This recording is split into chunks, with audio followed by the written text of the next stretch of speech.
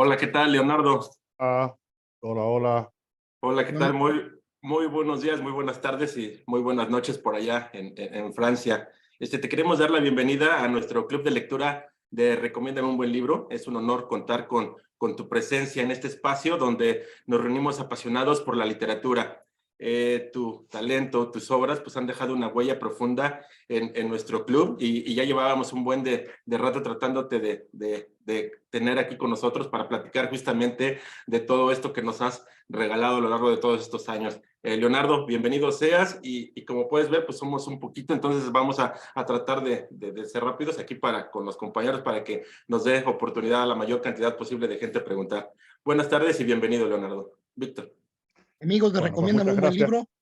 libro. Buenas tardes. El día de hoy tenemos el honor que nos acompañe Leonardo Padura, de quien hemos estado leyendo uno de sus libros más recientes, Personas Decentes.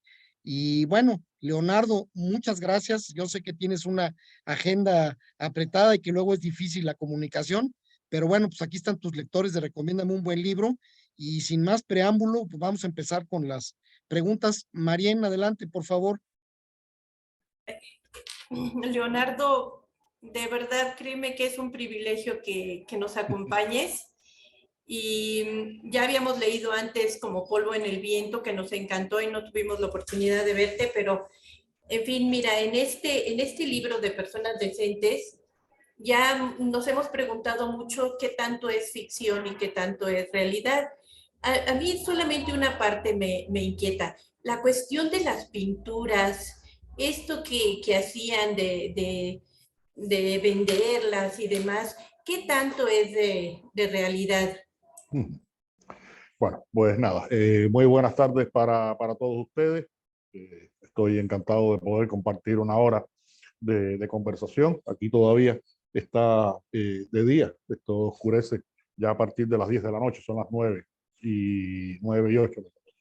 Pues bueno, a ver, Marín, esta novela tiene una serie de episodios reales, por ejemplo, toda la etapa de 1909-1910, el personaje de Alberto Yarini es un personaje real, es un personaje histórico que existió, ha sido el proxeneta más famoso de la historia de Cuba. Era este hombre que tenía un harén ahí en ese barrio de tolerancia, como se le llamaba, en San Isidro. Tenía aspiraciones políticas, era de hecho ya participaba de la política y era un personaje muy reconocido y su entierro y su velorio fueron los más concurridos de toda la etapa republicana, porque tenía un gran arraigo entre la gente de todos los niveles, de todas las razas, de todas las procedencias. Era un tipo muy, muy, muy peculiar. Y bueno, por supuesto, hay otro acontecimiento histórico que está comprobado, que es la cercanía del cometa Halley, que en 1910 se acercó a la Tierra y fue el momento a lo largo de toda la historia, ese cometa periódicamente se acerca a la Tierra, en que había más información sobre lo que podía ocurrir y bueno, se creó un gran pánico universal. En la historia del presente, 2016, por supuesto que es real la visita del presidente Obama a Cuba, el concierto de los Rolling Stones y toda una serie de acontecimientos que ocurrieron allí. Y el contexto en que se desarrolla esa historia también es real. Este personaje que aparece muerto y que traficaba con algunas obras de arte es un personaje que es de ficción, un personaje de ficción, pero está inspirado en personajes reales que fueron muy importantes en el mal sentido de la importancia, porque fueron la gente que dirigieron la represión cultural de los años 70, que fue muy dura en Cuba. No, es que me pareció que habían tocado la puerta, no sé si fue en alguno de los micrófonos o fue el de aquí. Un momentico, por favor. Lucía,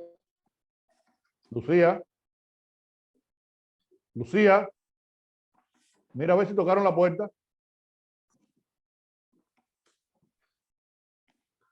Sí, es que estamos en un apartamento aquí en San José, que es una residencia, a ver, porque parece que sonó el timbre, no sé si... Disculpen. Bueno, pues lo que ocurre con ese personaje es ficción. Lo que ocurre con ese personaje es ficción.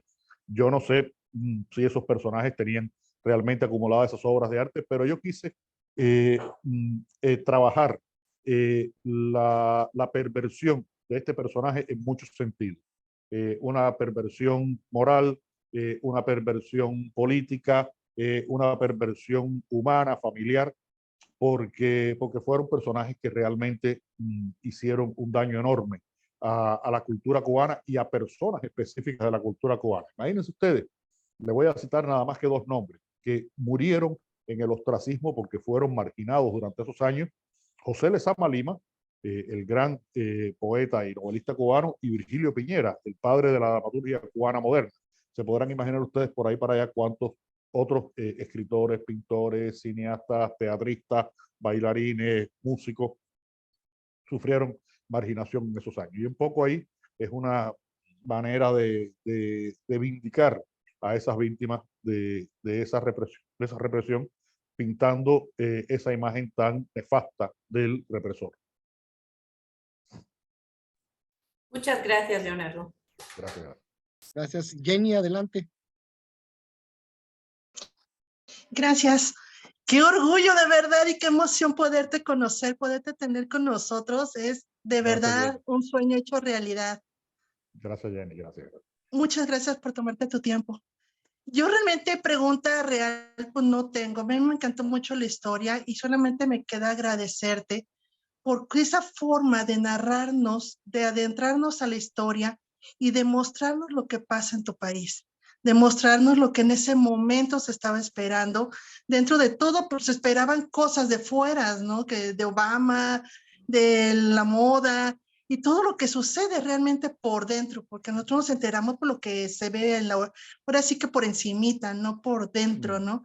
Y con este gran detective que nos vuelves a retomar, pues el poder conocer lo que sucede, de verdad qué orgullo y qué emoción poder leer este tipo de novelas que me van llevando y que me adentraron a Cuba y que me hicieron sentir en la investigación, platicando con todos ellos. Dije, ¿cómo yo no estaba tomando ese café ahí? O sea, ahí yo debería de haber estado escuchándolos a todos. Muchas gracias, de verdad, te agradezco mucho. Gracias a ti, Jenny, por tus palabras. Gracias, gracias. Meli, adelante. Muchas gracias, Víctor. Leonardo, qué placer conocerte. Yo, este es el primer libro tuyo que leo y ha sido entrar, creo, por la puerta grande. Me gustó mucho la historia, me gusta mucho la forma como manejas tu pluma.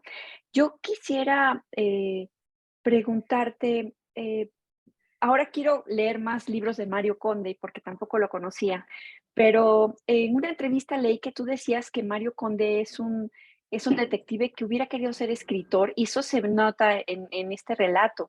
¿Por qué crees que es importante o qué es lo que, digamos, qué características tú crees que un escritor tiene que le puede permitir en este desorden aparente mental ir conectando las cosas? ¿Crees que es afinidad con las historias o hay alguna otra cosa que tú nos quisieras compartir? Muchas gracias.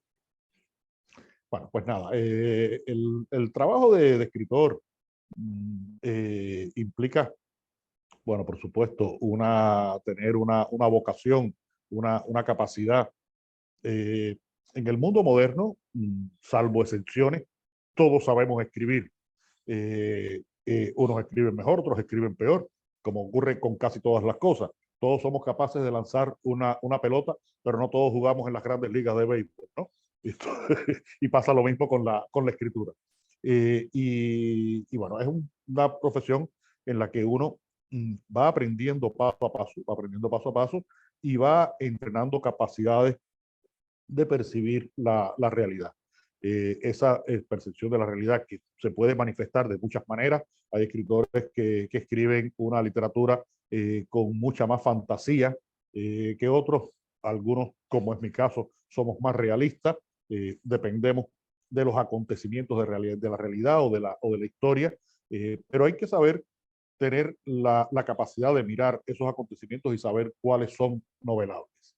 Yo siempre digo que una de los grandes misterios de la creación, para mí como novelista, es de dónde salen las ideas para escribir una novela. Uno tiene muchas ideas y alrededor de uno se mueven una enorme cantidad de historias, de narrativas, de las cuales uno se entera, a veces no se entera, a veces lo hacen partícipe. Incluso hay personas que te dicen, mira, te voy a contar una historia de la cual tienes que escribir una novela. Y yo generalmente le digo, no, no me cuentes esa historia, porque si fuera tan buena y yo decidiera escribir una novela, voy a tener un problema, y es que estoy escribiendo tu historia. Y eso puede ser muy complicado. Entonces yo prefiero que esas cosas vengan como una especie de cristalización de la mirada que uno hace con respecto a la realidad. Y hay un momento en que alguna de esas ideas, uno dice, bueno, de aquí puede salir una novela. De esta pequeña idea se puede crear una historia, y esa historia se va creando paso a paso. Se van buscando los personajes que pueden protagonizar esa historia, que pueden participar en ella, y la manera de comportar esos personajes va a determinar mucho, mucho la historia. De todas maneras, tiene que haber un conocimiento de la realidad, una participación en la realidad, tiene que haber por parte del escritor un conocimiento de las técnicas narrativas que fundamentalmente se aprenden. No solamente, yo desconfío mucho de las escuelas de escritura, desconfío mucho de las escuelas de escritura, porque te pueden enseñar a escribir, pero no te enseñan qué cosa debes escribir o qué cosa puedes escribir o qué cosa eres capaz de escribir. Eso tienes que descubrirlo tú.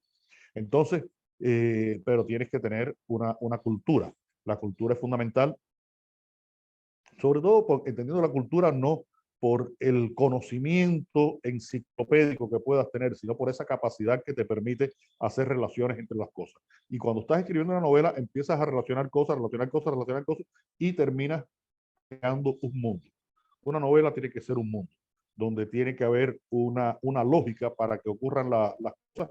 Si es un mundo que sucede, no sé, en el 2085, pues bueno, ahí tendrá una lógica diferente a la que tiene una historia que se desarrolla ahora en el 2023. Y si se desarrolló en 1850, pues tiene que tener una lógica distinta. No puede haber un personaje en 1850 con un teléfono celular y así.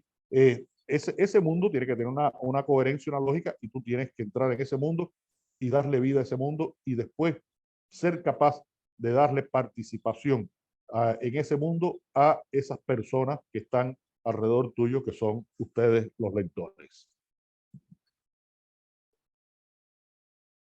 Muchísimas gracias, de verdad. Muchas gracias, Leonardo. Un placer. Luby, que nos acompaña desde Honduras, adelante. Hola, Leonardo, un abrazo. Este es el tercer Luby. libro de tu obra que leo y me han encantado los otros también. Mi pregunta es en base a los audiolibros, porque por una condición de vida tengo que descansar mi vista y dependo mucho de los audioliblos.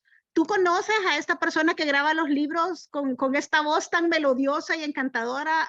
No lo conozco. He oído algunos audiolibros, otros no los he oído. Porque me resulta a veces un poco extraño.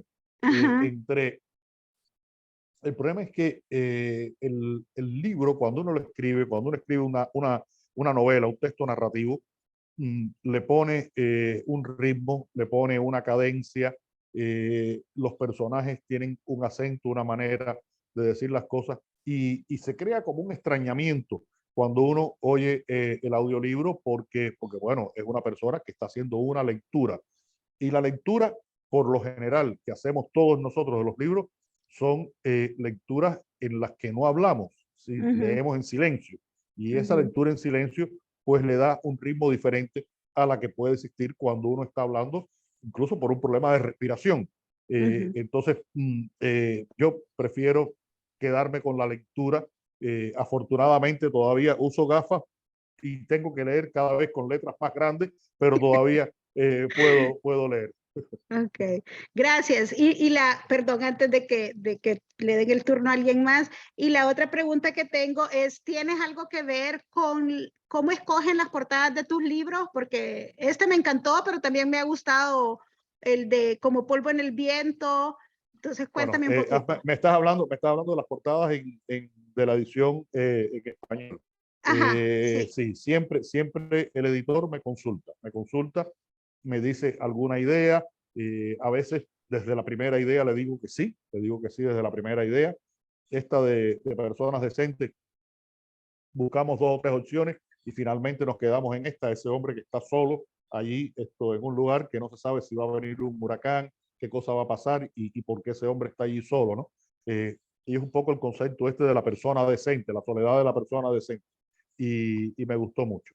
Y bueno, las ediciones en otros idiomas me consultan la portada, pero pocas veces tengo posibilidad de decirle, mira, cámbienla, porque ya viene tiene que ser algo, por ejemplo, yo me opongo mucho a que pongan portadas en las que aparezcan autos norteamericanos de los años 50, porque eso ya se ha convertido en un cliché para la imagen de Cuba.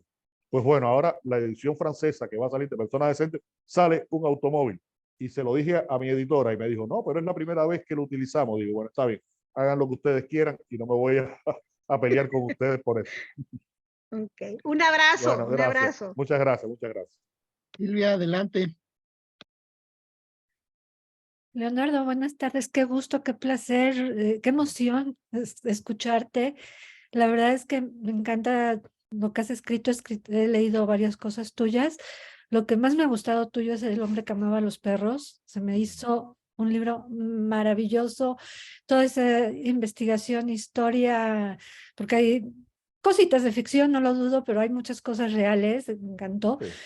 Y pues el último que he leído es este más reciente, con Mario Conde. No he leído más con Mario Conde, he leído otras cosas tuyas, pero mi pregunta entonces es con Mario Conde. ¿En qué te inspiraste? ¿Fue alguien real? ¿Vas a seguir escribiendo de él? Platícanos un poquito más de Mario Conde. Sí, bueno, Mario Conde ya ha aparecido en 9 novelas. 9 novelas. Mario Conde yo lo creé para una novela que escribí entre finales del 89, 1990, que se llama Pasado Perfecto. Esa novela se publicó por primera vez precisamente en México, una pequeña colección que tenía la Universidad de Guadalajara, salió en el año 91. Y yo creé ahí este personaje, que es un policía de investigación, al que le fui dando ciertas características personales, con cierta cercanía a mí, pero funcionando en su profesión como policía. Es un hombre que le gusta la literatura, la lectura, tiene afición por la escritura, un grupo de amigos con los que se relaciona, es fumador, le gusta tomar, es un poco melancólico, un poco escéptico, y le fui dando todas esas características. Y cuando esa novela salió, pues a las personas que yo logré darle un ejemplar de la novela, algunas de ellas me dijeron que les gustaba mucho el personaje. Y me di cuenta en ese momento de que ese personaje estaba vivo y podía continuar con él. Y fue cuando decidí escribir 4 novelas con el personaje. Y empecé, ya estaba escrita Pasado Perfecto, y escribí otras 3, Vientos de Cuaresma, Máscaras y Paisaje de Otoño, que son 4 novelas que forman una tetralogía, un mismo conjunto literario, porque ocurren todas en el año 1989 y Mario Conde es policía, es policía. En la 4ª, Mario Conde deja la policía y yo pensaba terminar con el personaje. Pero 2 o 3 años después, estaba escribiendo una novela breve sobre mi propia relación con el personaje de Hemingway, el escritor y la persona Hemingway, y me di cuenta de que Mario Conde podía funcionar para esa novela. Pero ya Mario Conde no era policía, entonces tuve que buscarle una profesión y lo discutí mucho con mi esposa y decidimos que fuera comprador y vendedor de libros de segunda mano. Y ahí entra Conde en esta segunda etapa, que son novelas que van siendo cada vez más complejas, a veces mucho más extensas que las primeras. Adiós Hemingway es breve, pero ya después viene La neblina del ayer, aparece en Herejes, donde no es protagonista, pero aparece en 2 de las historias, de las 3 historias que tiene la novela, en una como protagonista, en otra como un personaje que oye la historia, y después en La transparencia del tiempo, y ahora en Personas Decentes. Y bueno, es un personaje que ha ido evolucionando con los años, con la propia vida cubana, la propia vida de la sociedad cubana, del año 89 hasta el 2016. Tenía 35 años en las primeras novelas y ahora tiene 62. Y también ese proceso del paso del tiempo físico por la persona es un proceso que me interesa mucho ver a través de la figura de Mario Conde. Y bueno, es lo que he hecho, y mirar la realidad cubana en esa evolución que ha tenido desde la perspectiva de este personaje, que es una perspectiva muy cercana a la realidad y muy, en algún sentido, crítica, pero sobre todo indagadora de esa realidad que se ha ido viviendo en Cuba en estos años. Excelente personaje. ¿Va a seguir viniendo nuevas Yo creo que novelas? sí, yo creo que sí, yo creo que sí. Ahora estoy empezando, pero muy, muy empezando una nueva novela en la que creo que no va a aparecer, pero seguramente más adelante aparecerá en alguna otra novela. Perfecto. Muchas gracias y felicidades. Gracias, Qué gusto Silvia. oírte. Gracias, Silvia. Adelante, Gracias. Cintia. Hola, mucho gusto, gracias por tu tiempo. De hecho, mi pregunta por ahí va. Esta es la segunda novela que te leo, la primera fue como Polvo del Viento, y si hay algo que me gusta y que aprecio mucho como lectora es cómo trabajas en la evolución de los personajes. Entonces, en este caso, que está situada en el 2016, el inspector Mario Conde, en una situación hipotética que le tocó ver la transición del gobierno de Barack Obama con el de Trump, luego se vino la pandemia. Mi pregunta es, ¿qué podría significar ahora para Mario Conde ser una persona decente después de todo, suponiendo de que ha visto todo esto lo que ha visto, ¿no? En este tiempo? Y la otra pregunta es, ¿qué tanto acceso tienen las personas cubanas a tus libros? Si es un perfil bajo, si hay una buena distribución, ¿y qué sucede con esto? Bueno, Mario Conde es un incorruptible. Mario Conde tiene que ser siempre decente. Yo necesito esa decencia esencial de Conde. Esto no quiere decir que sea un santo y de que sea una persona que no se contamina con la realidad. La realidad cubana es muy complicada y es una realidad en la que de una forma o de otra todos participamos de actos, posturas, decisiones que son ilegales porque el marco de la legalidad es muy estrecho. Y Mario Conde, bueno, si tiene que comprar algo en mercado negro, si tiene que resolver algo por una vía, esto lo hace, pero en lo esencial Mario Conde es una persona decente. Y esto no lo cambiaría estos acontecimientos que ha vivido en estos años, porque no lo cambiaron acontecimientos que vivió en años anteriores. Yo creo que en estas novelas, si te vas a leer las primeras y sigues hasta ahora, vas a ver toda una evolución de esa Cuba compactamente socialista de los años 80 a esta Cuba del 2016, en el que ya no se sabe muy bien qué cosa es lo que hay. Hay una retórica socialista del sistema, pero hay una realidad que es completamente distinta, y en estos años que han pasado después del 2016, eso se ha acentuado mucho más.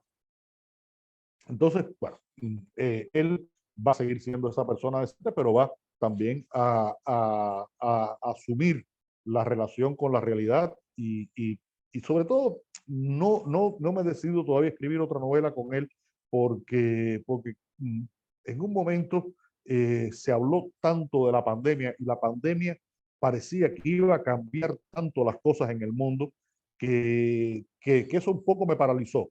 Después hemos recuperado una normalidad que durante la pandemia pensamos que no se iba a rescatar, porque yo no sé si recuerdan, todos ustedes lo habrán recordado durante esa época.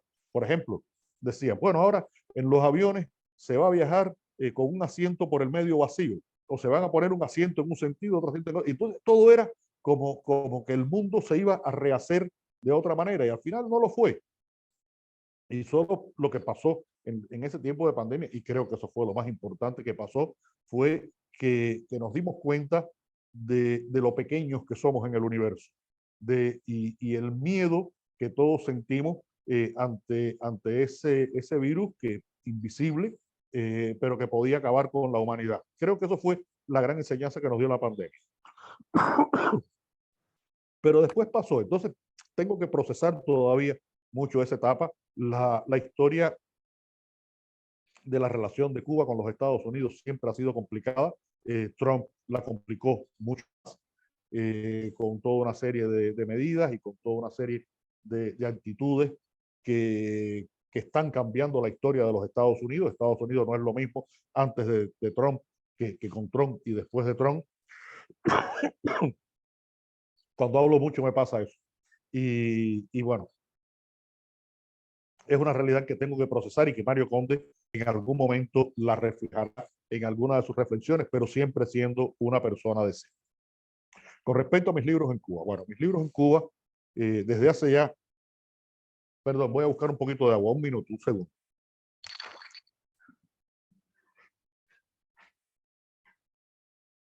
¿Quién sigue después?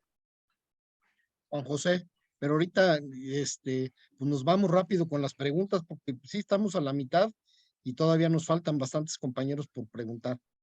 Sí. Ok.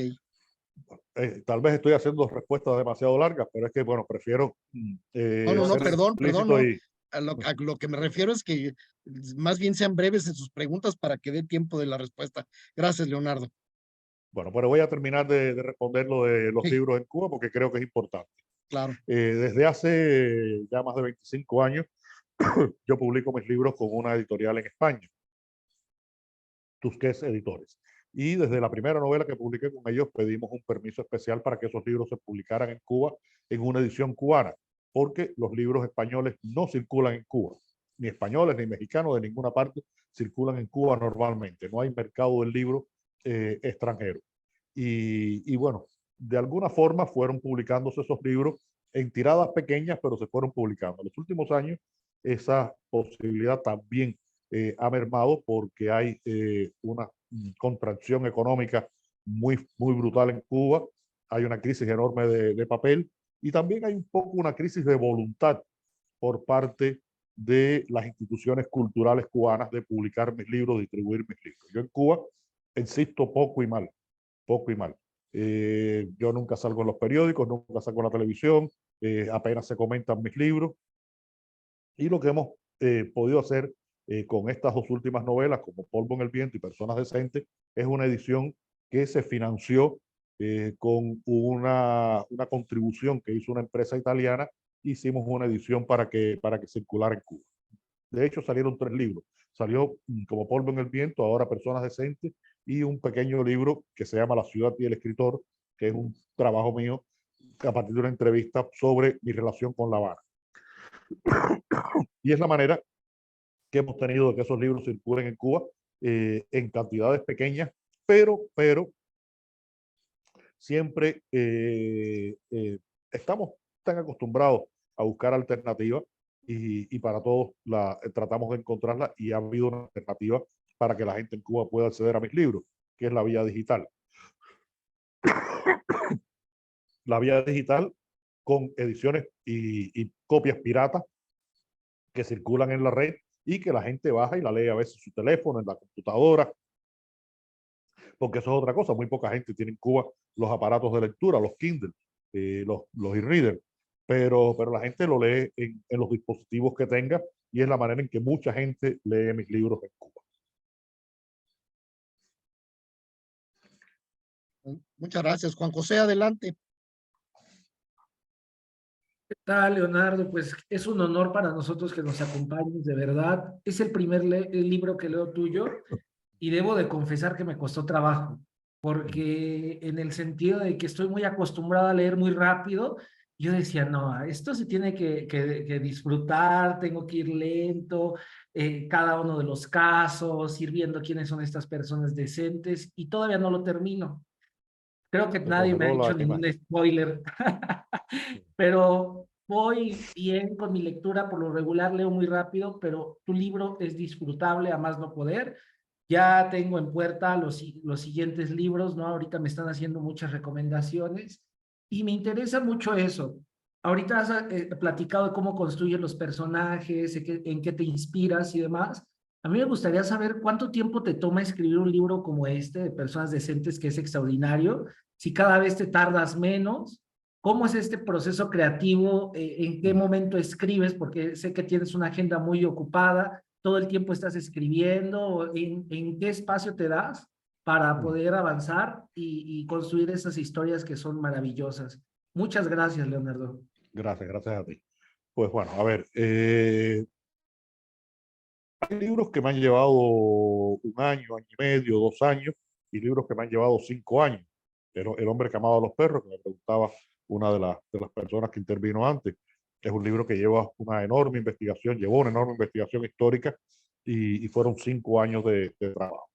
Yo trabajo fundamentalmente cuando estoy en Cuba y lo que hago es que divido mi tiempo entre esas estancias en Cuba para escribir y tiempo que dedico a hacer la promoción de mis libros, a hacer trabajos de promoción o a participar en conferencias, en cursos universitarios y cosas así. Ahora mismo estoy aquí en Francia, en una residencia para escritores. He estado trabajando bastante intensamente durante tres semanas, pero ya empiezo ahora una gira que me voy a estar moviendo. Ya después regresaré a Cuba y trabajaré. Y así voy alternando los periodos de escritura, pero siempre cuando trato de trabajar en las novelas, cuando tengo un plazo de 1 mes y medio, 2 meses sin viajar, para poder mantener la continuidad que necesita el proceso de trabajo de una novela. La novela no se puede escribir hoy un ratico y dentro de 3 días otro ratito. Necesita una continuidad y esa continuidad se la trato de dar siempre que estoy en Cuba. Gracias, Juan. Norma, adelante. Hola, Leonardo, qué honor tenerte entre nosotros. Muchas gracias por tu tiempo. Gracias, Norma. Yo quiero preguntarte, ¿qué es lo que provoca en Leonardo? ¿Qué emociones tienes cuando tú volteas a la Cuba de los años 50? Nos narras esa Cuba que estaba boyante y de repente sabemos lo de la revolución y ahora lo que ha pasado en 2016, en lo que nos narras en tu libro. ¿Qué emociones te sientes cuando volteas al pasado y nos narras lo que ha pasado en tu isla? Sí, la realidad, la historia cubana es una historia muy dramática, porque empezando que es uno de los pocos países de América Latina que no se independiza de España en el momento en que los otros se independizan. La independencia es tardía, ocurre en 1902, de esto yo hablo en Personas Decentes, y ocurre luego de una intervención norteamericana en la guerra.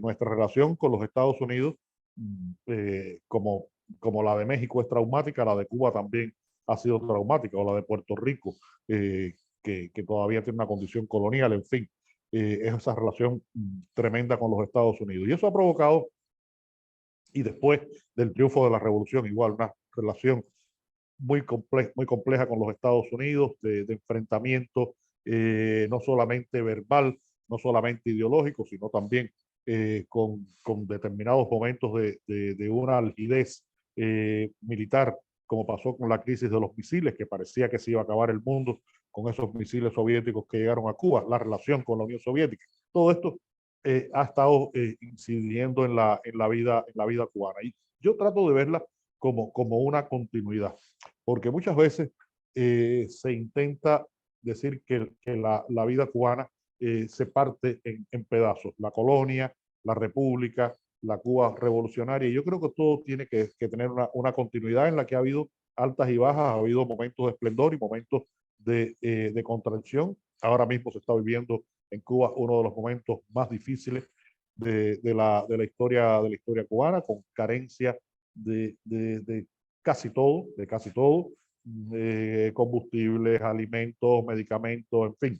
Y bueno, es una realidad de la que yo me alimento, con la que trato de reflexionar, y por supuesto que me provoca sentimientos a veces que son contradictorios, porque hay momentos en que ha habido una gran prosperidad, pero ha habido una gran injusticia, y hay momentos en que se ha intentado que haya una justicia y ha faltado la prosperidad.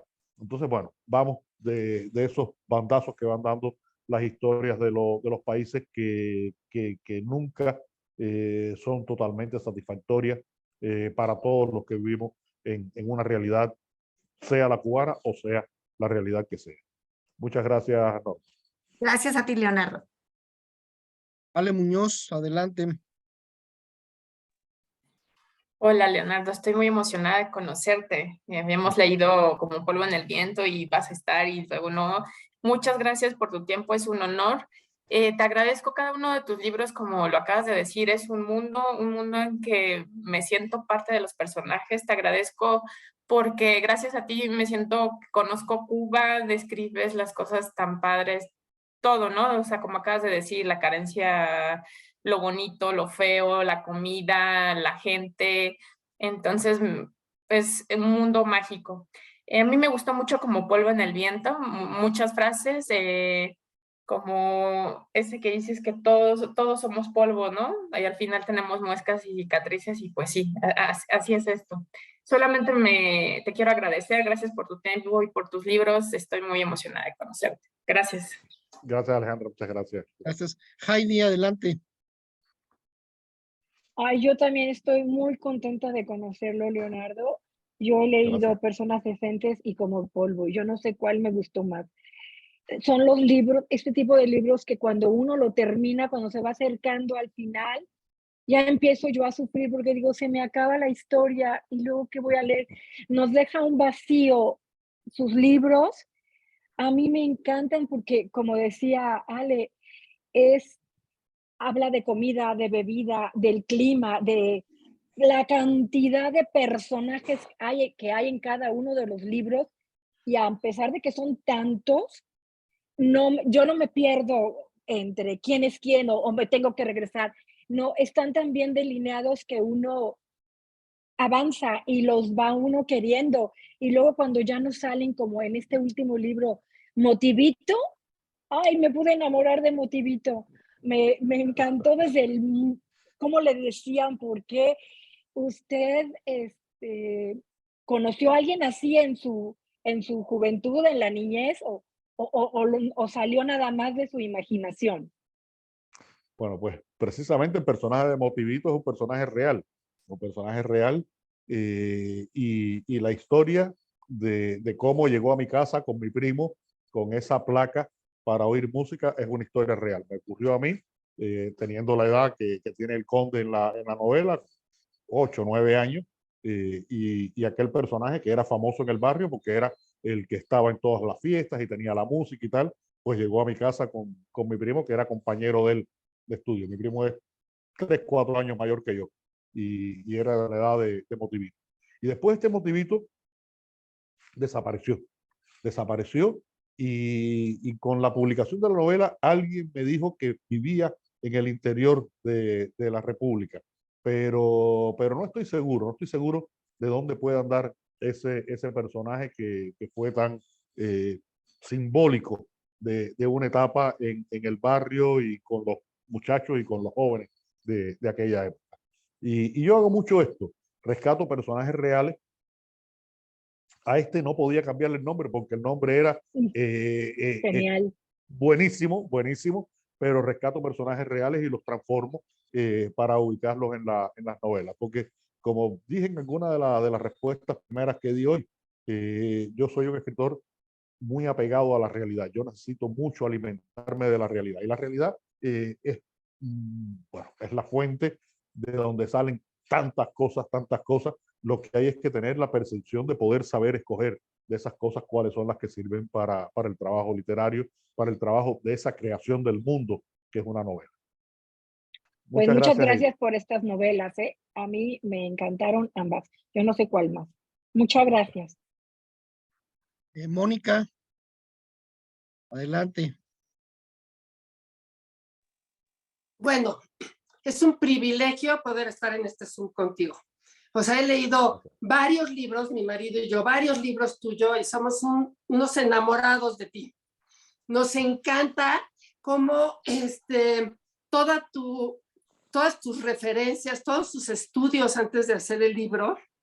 O sea, yo como El hombre que amaba a los perros, te puedo decir que es uno de mis libros favoritos. Me encanta todo ese estudio que hiciste. O sea, no sabes lo que te admiro. En este libro, pues yo sentí que Conde eras tú, que eres el gran investigador, que nos vas guiando siempre con tu idea de rectitud, siempre estamos dudando de, pues la verdad, pobre este cuate, ¿cómo lo van a condenar si le destruyeron la vida? Pero al final hay una justicia que siempre vuelves a ella y me encanta. Y también, pues, probablemente seamos de la misma edad, no he googleado qué edad tienes, entonces me siento muy contenta caminando contigo porque mis recuerdos son en otro lugar, pero en las mismas épocas tengo 66 años, 65 años y camino contigo en la historia y te admiro, soy gran admiradora tuya y nada más tengo que agradecerte lo que nos das, la cultura que nos enseñas en tu libro y cómo vas caminando con tu gran pluma que tienes. Nos haces caminar dentro de las historias de Cuba y del mundo, que al final siempre acabas haciendo referencias de otras partes que pues yo viví contigo en ese momento y nada más agradecerte, no tengo ninguna pregunta, me las dejas todas en el libro. Muchas gracias, Luz, muchas gracias, muchas gracias. Paola, adelante. Hola, muchas buenas tardes a todos. Muchas gracias, Leonardo. Como dicen todos, es un honor y estamos muy emocionados de tenerte aquí. Mi pregunta sería, bueno, algunos escritores nos comentan que hay dos tipos de hacer el proceso creativo a la hora de escribir una novela, y unos son de brújula y otros son de mapa, ¿no? O sea, es decir, que ya sabes a dónde vas a llevar, y otros que van escribiendo la historia los va llevando. Y a mí me gustaría preguntarte, ¿cuál es tu proceso? Bueno, tengo dos preguntas. Esa es la primera, ¿cuál es tu proceso o sea, si tú te planteas una historia y ya sabes a dónde va a llevar, a dónde va a llegar, o va tomando vida y la vas dirigiendo? Y la segunda pregunta es, si hoy por hoy tú como escritor y de alguna manera artista, ¿sufres la misma represión o hay esta misma represión que hubo en otro momento como lo que narras en el libro? Y bueno, y si eres víctima de esta, pues no, o censura o no sé. Bueno, la manera de escribir, yo, bueno, si estoy escribiendo, por ejemplo, ahora hablábamos del hombre que amaba los perros, una novela histórica en la que hay toda una serie de acontecimientos que ocurrieron en la historia, toda la preparación del asesinato de Trotsky, cómo fue asesinado Trotsky, pues eso es una guía que me crea un mapa, a la hora de escribir. Pero de todas maneras ese mapa hay que organizarlo con una estructura que no es la de un libro de historia, ni es la estructura de la realidad, es una estructura novelesca, una estructura dramática. Y por eso implica una escritura diferente de todos esos procesos en los cuales uno va subiendo y bajando las intensidades de acuerdo a lo que necesita para contar esa historia. Cuando son historias totalmente de ficción, pues por lo general yo comienzo a escribir a partir de una idea que sé cómo comienza y empiezo a trabajar en ella, y en la medida en que voy escribiendo la voy desarrollando. Esta novela, de la que se ha hablado bastante, como Polvo en el Viento, es un ejemplo de eso. Yo más o menos sabía lo que pasaba en el primero y en el segundo capítulo de la novela. La novela tiene 10 largos capítulos. Y cuando terminé el segundo capítulo, pues me asomé al vacío. A partir de ahí tuve que empezar a ver cómo estos personajes iban a desarrollar cada una de sus historias que ya estaban anunciadas en esos dos primeros capítulos y para volver a ellos y para seguir desarrollándolas. Es decir que dependiendo del tipo de novela, pues tengo el mapa o me voy moviendo con la brújula que me va dando la propia escritura de lo que voy haciendo. Con respecto a este fenómeno de la represión y de la censura, los métodos cambiaron. Ese tipo de represión cultural que se vivió en los años 70 fue muy fuerte, muy drástica. A partir de los años 80 hubo un ligero cambio en las políticas culturales, en la manera de la relación del Estado, el gobierno, el partido, las instituciones con los artistas.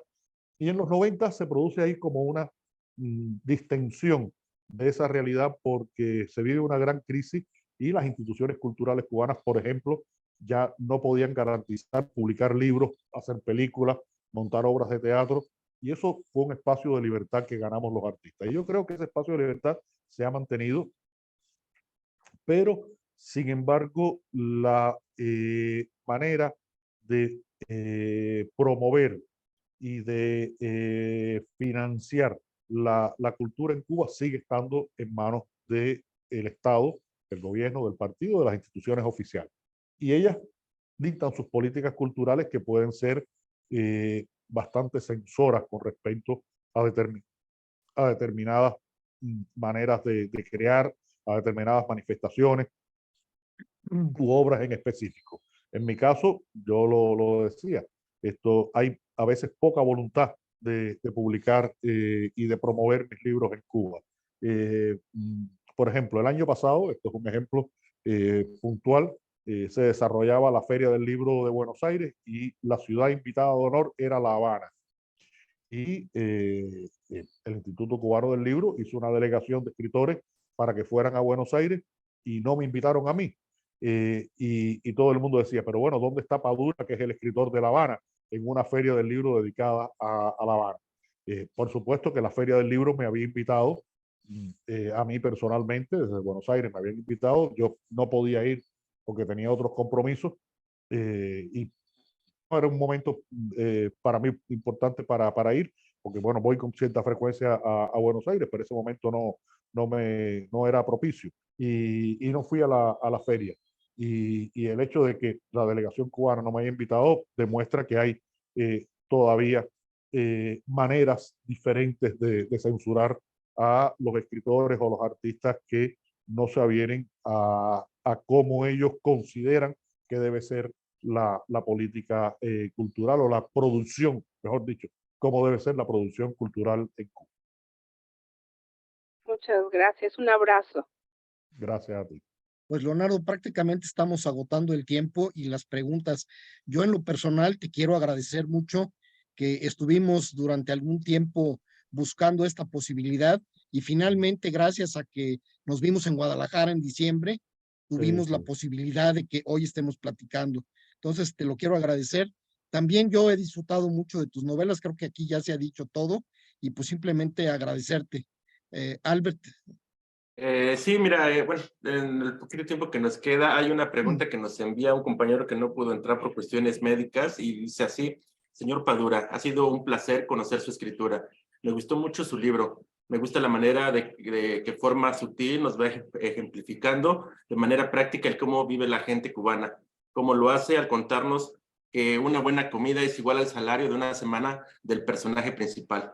Yo quiero saber si sus textos tienen esta función, es decir, si lo que escribe es como un medio de dar a conocer una realidad o simplemente son parte del contexto de sus personajes y no tiene ningún tinte de denuncia. Nuevamente, gracias por su obra. Bueno, pues creo que, a ver, yo como escritor no antepongo la vocación de denuncia ante la necesidad expresiva.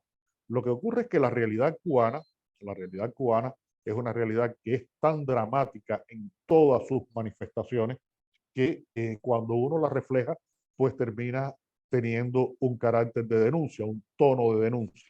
Y la gente vive en Cuba totalmente imbuido en esa realidad y para una persona el hecho de comer, que una comida sea una semana de su salario, le parece la cosa más normal del mundo. Y lo asimila así, porque no tiene otra opción, no tiene otra opción. Con disgusto, con inconformidad, a veces con rabia, pero lo tiene que asimilar. Y cuando yo llevo esto a la literatura, pues trato de expresar esas manifestaciones que las personas sienten con respecto a esa realidad. Y es que, bueno, yo tengo una posibilidad de vivir mi cotidianidad en Cuba con determinadas condiciones que no son comunes para la gente, porque bueno, yo soy un escritor que publica mis libros fuera de Cuba y tengo una economía que me permite vivir de mi trabajo, pero yo sé cómo vive la gente. Y como vivo en un barrio, yo vivo en el mismo barrio donde nací, en la misma casa donde nací, y eso me conecta directamente con la realidad cubana, con la manera en que la gente percibe la realidad, cómo la vive, cómo la sufre, cuáles son sus frustraciones, cuáles son sus esperanzas. Y de todo eso yo me voy alimentando y voy haciendo un proceso de reflejo de esa realidad a través de mis libros. Y por eso, de alguna forma, estos libros tienen un carácter también de crónica social. No solamente son libros que tienen una función estética, sino que también tienen una función de crónica social. Y no me gusta la palabra denuncia directamente, porque creo que a veces eso como que limita la posibilidad artística de una reflexión sobre la realidad, sino que tú estás haciendo ese reflejo de la realidad y ese reflejo incluye, asume también la denuncia, pero que no se limita al acto de la denuncia.